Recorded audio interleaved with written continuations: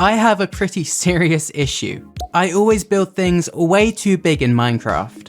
I've built huge temples which are over 380 blocks tall, giant kingdoms made out of over 100 million blocks, and I've even transformed other players' bases to be giant. Today I'm taking things to the next level though, and I'm going to be building one of the biggest Minecraft kingdoms ever created, not just by me, but by anyone. I barely build Greek themed builds, so I've decided to make a giant Greek city, as I thought it would be fun. After the first 10 hours though, it turned out to be a lot more painful than fun. Anyway, let's get started. My friend Freya created this huge area of terrain for me to build the kingdom on. It's 1,500 by 1,500 blocks in size. We're going to be covering the entire thing. I wanted to plan out some key areas which we'll build, so I can get an idea of the layout before I begin. I thought the most important areas to include would be a large palace, as well as a colosseum, a theatre, a shrine which will overlook the entire city, and some docks, with all of the space in between being covered by houses and trees. We're going to begin with the palace. The very first thing to do was to adjust for terrain. I wanted the palace to be raised up in the sky, so it would be visible from anywhere in the kingdom, offering amazing views over everything, at least as far as your render distance will let you see. I'll be using the Bobby mod while making this project, which lets me see further, upping the render distance to be about 60 chunks. The city is so big that at times that's still not enough to see much, but it's better than the default distance of about 32 chunks. There will be a load of different tree types around the island in different areas, however I decided to cover this area mostly in birch style trees. The style of these trees is very reminiscent of the style I learnt from Pell while working on the Bobgeam transformation series. That's my favourite thing about that series, learning loads of different styles that I wouldn't know about otherwise. At the end of the day, building is just about learning and using new techniques. With all of these trees placed down around the landscape, I could then move on to the palace itself. I created multiple levels of pathways which the structures would be on, with the main palace being right at the top. For pretty much all of the buildings in the kingdom, I went with a very classic looking Roman design, with rectangular buildings containing quartz pillars which hold up slightly slanted brick roofs. The main palace building will be one of the largest buildings in the entire kingdom, and so I went with very thick pillars as they'd be holding up a lot of weight on the roof. To really make the design my own, I thought it'd be fun to include a small mango design right on the front of the roof, which you can see from anywhere. Next up, I began on building a second building which would be positioned slightly off from the first one, connected by a small hallway. This would work as an entranceway to the main structure, having a large garden built on its roof. I then topped it off with a couple more custom made trees and some flowers. Spiking up from the back of the building would be a huge tower, with a copper platform right on the top of it. Standing on the platform would be a golden statue of the Emperor, looking over the entire kingdom. I decided to build this statue myself, and you can probably now work out why I normally get all of my friends to build statues. It didn't look great. And now to finish the top part of the palace, I added a small but long building along the side entrance room, and a small fountain around the back which most people won't even see anyway, but it's nice to know it's there. Now moving upwards, I created a bunch of smaller building designs. While the building right on the top would be for the Emperor, their closest staff and family would be able to live in these buildings below, which are still raised higher than any of the other houses in the kingdom. While a lot of the other houses around the island will be replicated, I wanted to ensure that every building made for this palace area would only be used in this area. I even tried making a few more uniquely shaped buildings, with some being circular. They're probably my favourite ones. This building I even adjusted to have a very tall roof, adding a second level to the building. This would just help to hide a lot of the bland stone brick on the wall behind it. At the bottom of the staircase leading to the Emperor's building, I created some planters which each contain a huge horse statue made out of quartz. As you can probably tell by how cool their design is, these weren't made by me. Instead, my friend Bobgeam built them. I then just finished up this middle area with a fountain and some street lamps, as well as a bunch of crates lying all around the area which you'll see all throughout the kingdom. Moving to the bottom level of the palace area, I created a huge garden. It contains a covered walkway which goes around the edges with lots of plants in the centre, and even more being around the building itself. On the sides of this, I built up a huge building which is where the least important people who work for the Emperor could live. To add some more variety to the trees, I decided to build some oak trees, which I can mix in throughout the area. We'll mostly be using these in more coastal areas, as well as more dense forests. Finally, to finish off this area, I marked out some basic paths for where the main city would be, next to the palace. And I created an archway which helps divide the two areas, being the official entranceway to the palace. Overall, I'm really happy with how this area came together. It's not too large, which would take away from the rest of the areas once they're made, but it's also grand enough to be home to someone important, and a main staple of the city. Next, we're going to work on the first main city area. The first step is to work on some pathways which we can build all of the houses on top of. Normally this would be kind of boring to do, however I've put on some fun music so it shouldn't be too bad to watch, I hope. With the paths all textured, I manually went around the borders of them all, with endstone bricks and hoppers as a fence to mark the edges. A lot of the houses will extend out further than the paths, but this will just help to block any gaps in between. While I'll add a lot of smaller areas to explore once the houses are in, I decided to add in a large fountain now to mark where one of the main plazas would be, so I can position the houses around it when I'm pasting them in. Finally, I built up a bit more terrain just to add some nature into the area. Building the terrain now would be a lot easier than doing it once the houses are placed in. Talking about the houses, I built them all in a separate super flat world as it would be much easier to make them there. I'll be using a few designs and copying them around the city, and by a few I mean quite a lot of designs. There will be a couple of different building designs used around the city to prevent the houses from getting too repetitive. If the same houses were used everywhere, then the city would be quite boring to explore, but don't worry about that. We'll be coming back to this world to make more houses for the other areas later. For this area, I just wanted the houses to look quite large, with very polished designs using mostly sandstone, bricks and quartz. I tried to incorporate as many shapes as possible on each house, with a few diagonal parts jutting out. This will help make the houses look more unique once they're pasted in and rotated around. This footage of adding the houses in makes it look like it didn't take long, but this one clip took 2 hours to do, as I really wanted to ensure that every house was positioned in a logical way. Once everything was pasted in, I then went and textured the ground a bit more to make it look more messy, and I added some planters and bushes around the area. I also then added in a few more areas to explore, like this plaza area which has bunting hanging down from the largest building. On the other side of that building, I created a small fountain area. Another fun area to explore is this vineyard, where both grapes and flowers are being grown. For the plaza we marked out earlier, I covered it in loads of market stalls, as this would be a main place to meet up with other people from the city and trade. All of these small areas really help to add life to the build. The best part is that when you're exploring the world for yourself, you might even find some places that I didn't even show you being built, like this hidden away fountain and bridge, or this construction site where a house is currently being repaired.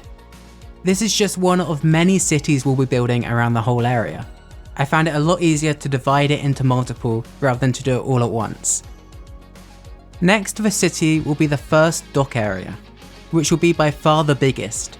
This is where goods will be exported in and out of the kingdom, but also it's a very important defense point, as a lot of other nations might try to attack and enter through this area. This means it will need to be very secure. To do this, I built up some huge towers. I was quite strategic with the blocks I used, using stone for the base of the towers as it would be hard to break through, and then softer blocks like sandstone and wood on the higher walls, with windows all around the towers for archers to shoot out of. I then copied this design all around the coastline, with solid stone walls connecting them all, and pathways on top for archers to stand on. These walls would also work to divide the docks, with the main city being expanded to the walls on the inside, and the outside dock areas containing cheaper looking houses, where poorer people would live.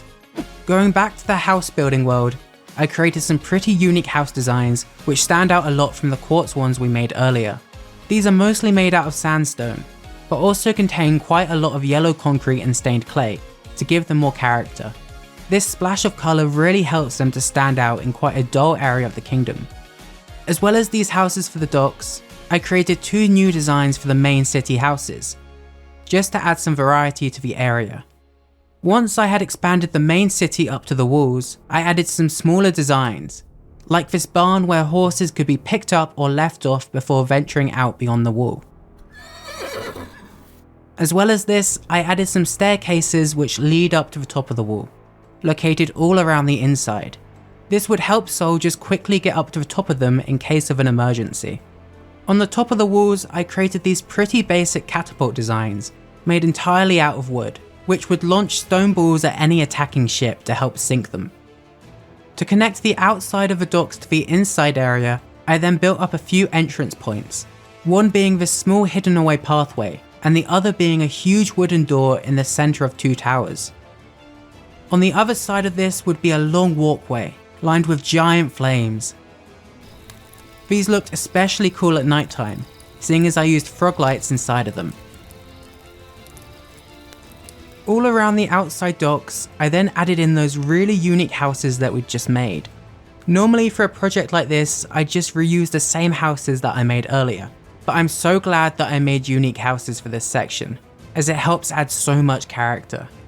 I then added in another small market area, so the people in the docks would have a place to trade, which is very important considering the amount of goods that would be coming in and out of the area. I also then added some gallows, where anyone who steals would meet their fate, before adding in more market stalls and lamps along the side of the docks. To make the actual ship area of the docks more realistic, I added in a couple of old cranes which would help move cargo on and off the ships. Finally, I came to make the most important part of the area, the ships themselves. As I've mentioned before, I'm not very good at building vehicles, but I think they came out alright. I only made one design for the boats though, as I didn't want to risk the next one looking awful. I thought I'd take this one small victory and move on with my life. To add some unique flair to each boat, I added some blocks on each which they're exporting, one being covered in honey and beehives, and the other containing loads of valuables. Overall, I think this area came together really nicely. It fits in with the rest of the kingdom while having a unique look that makes it feel like its own area. Now let's move on to the Colosseum, which will be located right on the opposite end of the island. This area is going to be pretty insane. I thought it'd be cool to have this area be raised up slightly, and so I adjusted the terrain a bit, with some light cliffs around the edges. This will help to make the whole Colosseum area stand out more. I really want this area to feel epic and grand. The Colosseum itself only took me about 4 hours to build, as the design is very symmetrical. I just created 1/4 of it, and then I could flip that around to all of the sides. I've actually already built a Colosseum before. I made one about 2 years ago as part of a larger build that someone reached out and asked me to make. They basically asked if I could make a minecart ride, which goes through all of their best memories they had with their girlfriend, including their trip to Rome.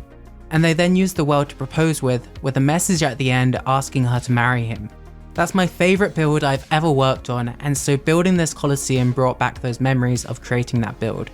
It's amazing just how magical Minecraft can be. And if you're curious, by the way, she said yes, of course. Once the design was finished for the walls, I just rotated it all the way around, and made some slight edits to the top section, making it less tall and creating square windows all around the build. Moving on to the inside, I created a ton of seats. As you raise up in height, the seats become steeper, so people can more easily see down below into the arena. I also added some cloth hanging across in areas as shade. This is now the perfect arena for fights to take place in, offering amazing views from all of the seats. Now all we've got to do is make the Colosseum fit in with the area. We'd need the area to be very grand around it, as this would probably be where the most crowds form. Before and after every single fight, there'd be loads of people flooding the paths, and so we'd need to make them very wide. To help decorate these sparse pathways, I added in a bunch of fountains, as well as a stream of water which runs down the centre, with multiple bridges being there to help people cross from one side to the other. Connecting the Colosseum to the main city, I built up a grand staircase, topped with a huge archway as a way to welcome people into the area. I also then added some decorative trees on either side of it. Unique to this area, I created some cypress trees, which are similar to the birch ones but much taller and thinner. I then framed the Colosseum with these beautiful goddess statues on either side, which were once again made by Bobgeam. I'll leave a link to his Twitter in the description, you should really check it out as he makes amazing stuff. Around the Colosseum, I also added in some market stalls, where people could buy food before and after any fights. Finally, for the area, I just pasted in a ton of houses which we made earlier, adding in a few more unique designs that I also made just to mix it up. You'll also notice that I left out a couple of the houses like the really tall tower, as I didn't think it would fit in with this area as much. Those will be exclusive to the main city area. Around all of these houses, I added some street lamps, more trees and other decorations like barrels. So that people could more easily get to the area, I created this huge staircase which joins down into this large dock area. This is where loads of ships would come and drop people off at the Colosseum, before picking them back up later. Almost all of the main areas are now finished. We've just got the shrine and theatre left to build, as well as a bunch of more houses. For this next city area, I wanted it to be protected by a large wall, similar to the one we made at the docks earlier, but it wouldn't need any sort of catapults or archery towers. Instead, I created these large towers to place along it, which would solely be there to light the city up, with these absolutely huge flames which would be on each. It's insane that my render distance is at about 60 and you can still barely see the walls. Along the front, I placed some rocks and trees just to blend the wall into the terrain a bit more. The centerpiece of this city is going to be the theatre. It's quite similar in design to the Colosseum, but on a smaller scale. It's also more of a half moon shape, with seats taking up one side and the theatre itself being on the other. I think I actually prefer this smaller scale, as it looks a lot more detailed. On the inside, I built up the seating like the Colosseum, but with less height levels as it's a smaller building. The capacity would be a lot lower. Building the actual stage part, I created this thin building which would house all of the backstage utilities, and then built up large pillars which hold this building together, leaving plenty of space in between for the actors. Around the back of the theatre would be a large waiting area, for people to wait in before their play begins. This is basically just a big open plaza with lots of benches to sit on. I thought it was a nice touch to add, and it serves as a great place to chill out and relax, rather than having to wait in the busy streets nearby. Then, once the play begins, you can go in and watch. You would not believe your eyes, Out the front of the plaza, I created a grand pathway with a couple of fountains to view, to help make the area look more important. I was worried that I was adding in too many fountains, so I googled how many are in Rome, and there are about 2,000, which is pretty impressive. I now feel like I probably should have added even more. All around the theatre, I added in some paths which link up to the main city we made earlier. We're going to be adding in some variety to the houses, by including a couple of smaller designs for people with less money to live in. These will be hidden right at the back of the city. Now all I had to do was paste in the houses and then add some path variety and bushes, and then add a bunch of trees all around the area. I also left a couple of patches open to add more unique areas, like this plaza that exclusively sells cake. It seems like a pretty good area to visit. And with that, all we have left to build now is the shrine area. I'm really excited to see this whole build together, so I'm going to make this bit pretty quick. Originally, my plan was to have the shrine be a building, but I quickly realized that if I did that, it would be overshadowed by the palace and other buildings. And so instead, I decided it would be cooler to have it be a huge statue on the top of a hill, which overlooks the entire kingdom. People could then come and climb all of the stairs to visit the statue at the top and pray. This statue would be of the realm's absolute god, who has power over other gods and mortals. He would be pretty important to the citizens. The area was pretty easy to make. I just built up the stairs and a place for the statue on the top, and then covered the surrounding areas in some houses. And then loads of trees right around the statue's location, as it would be protected land that you can't build on. As you can probably guess by now, I won't be building the statue. Instead, another friend of mine named Chloriz designed it. He absolutely nailed it. I love the statue so much. It's the last part of the entire kingdom and it ties everything together so well. But with that, we were finished. The day I'm posting this is actually my birthday, so if you're ever going to like one of my videos and leave a comment and maybe subscribe, please make it be today. I'll be releasing the world download for this entire kingdom completely free in my Discord if this video manages to reach 2,500 likes. I'll leave a link to join my Discord in the comments. I really appreciate you watching this far. All of your support really means more than you could ever imagine. Goodbye.